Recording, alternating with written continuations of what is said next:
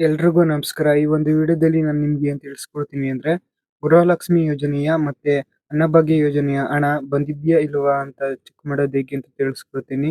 ವಿಡಿಯೋನ ಸ್ಕಿಪ್ ಮಾಡಿದೀನಿ ಪೂರ್ತಿ ನೋಡಿ. ಗೃಹಲಕ್ಷ್ಮಿ ಯೋಜನೆ ಮತ್ತು ಅನ್ನಭಾಗ್ಯ ಯೋಜನೆಯ ಹಣ ಬಂದಿದೆಯಾ ಇಲ್ವಾ ಅಂತ ಚೆಕ್ ಮಾಡೋಕೆ ಒಂದು ಆ್ಯಪ್‌ನ ಡೌನ್ಲೋಡ್ ಮಾಡ್ಕೊಬೇಕು.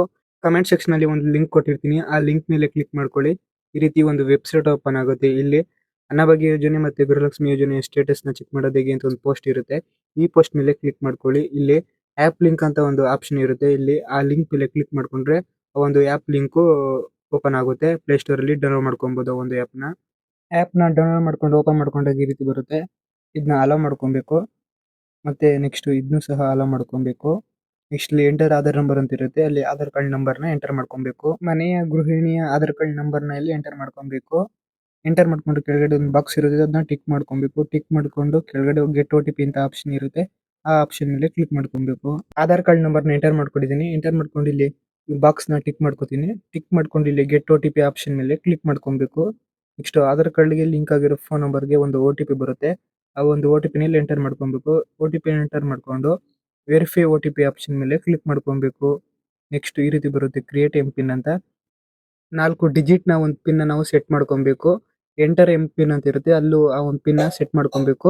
ನೆಕ್ಸ್ಟ್ ಇಲ್ಲಿ ಕನ್ಫರ್ಮ್ ಎಂ-ಪಿನ್ ಅಂತ ಇರುತ್ತೆ. ಅಲ್ಲೂ ಸಹ ಅದೇ ಪಿನ್‌ನ ಎಂಟರ್ ಮಾಡ್ಕೊಬೇಕು. ಈ ಪಿನ್ನು ಈ ಆ್ಯಪ್‌ಗೆ ಲಾಗಿನ್ ಆಗಬೇಕಾದ್ರೆ ಬೇಕಾಗುತ್ತೆ. ಎಲ್ಲಾದ್ರೂ ಒಂದ್ ಕಡೆ ಬರೆದಿಟ್ಕೊಳ್ಳಿ ಈ ಪಿನ್‌ನ ಅಥವಾ ನೆನಪಲ್ಲಿ ಇಟ್ಕೊಂಡಿರಿ. ಪಿನ್‌ನ ಎಂಟರ್ ಮಾಡ್ಕೊಂಡು ಇಲ್ಲಿ ಸಬ್ಮಿಟ್ ಅಂತ ಆಪ್ಷನ್ ಇರುತ್ತೆ. ಈ ಆಪ್ಷನ್ ಮೇಲೆ ಕ್ಲಿಕ್ ಮಾಡ್ಕೊಬೇಕು. ನೆಕ್ಸ್ಟ್ ಈ ರೀತಿ ಬರುತ್ತೆ. ಇಲ್ಲಿ ಪರ್ಸನಲ್ ಇನ್ಫಾರ್ಮೇಷನ್ ಅಂತ ತೋರಿಸುತ್ತೆ. ಆಧಾರ್ ಕಾರ್ಡ್ ಅಲ್ಲಿರೋ ತರ ಹೆಸರು, ಅಡ್ರೆಸ್ಸು ಎಲ್ಲ ಇಲ್ಲಿ ತೋರಿಸುತ್ತೆ. ನೆಕ್ಸ್ಟ್ ಇಲ್ಲಿ ಮೊಬೈಲ್ ನಂಬರ್ ಅಂತ ಇರುತ್ತೆ.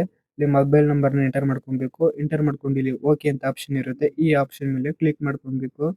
ನೆಕ್ಸ್ಟ್ ಆ ಒಂದು ಆ್ಯಪ್ ಈ ರೀತಿ ಓಪನ್ ಆಗುತ್ತೆ. ಇಲ್ಲಿ ಪೇಮೆಂಟ್ ಸ್ಟೇಟಸ್ ಅಂತ ಆಪ್ಷನ್ ಇರುತ್ತೆ. ಈ ಆಪ್ಷನ್ ಮೇಲೆ ಕ್ಲಿಕ್ ಮಾಡ್ಕೊಬೇಕು.